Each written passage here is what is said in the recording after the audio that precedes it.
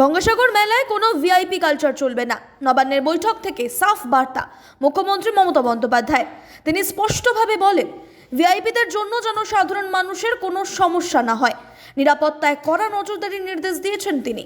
প্রতি বছর জানুয়ারি মাসের মাঝামাঝি সময় সাগরদ্বীপে অনুষ্ঠিত হয় গঙ্গাসাগর মেলা।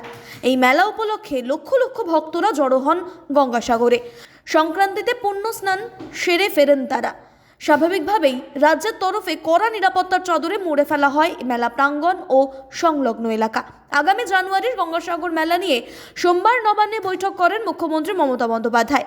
সেখানে তিনি সাফ বলেন, ভিড় নিয়ন্ত্রণে বিশেষ ব্যবস্থা নিতে হবে পুলিশকে। 12ই জানুয়ারি মন্ত্রীরা পৌঁছে যাবেন মেলা প্রাঙ্গণ পরিদর্শনে।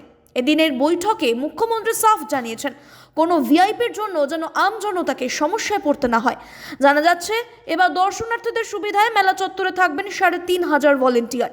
প্রত্যেক পুণ্যার্থীর হাতে থাকবে বিশেষ ব্যান্ড ও আইডি কার্ড। প্রত্যেকে ইন্স্যুরেন্স আওতায় থাকবেন, যাতে কোনো রকম অসুবিধা না হয়। তাই ড্রোন ক্যামেরায় চলবে কড়া নজরদারি। যাতায়াতের সুবিধার জন্য থাকবে ২৫০০ বাস, ২৫০ লঞ্চ ও ২১টি জেটি।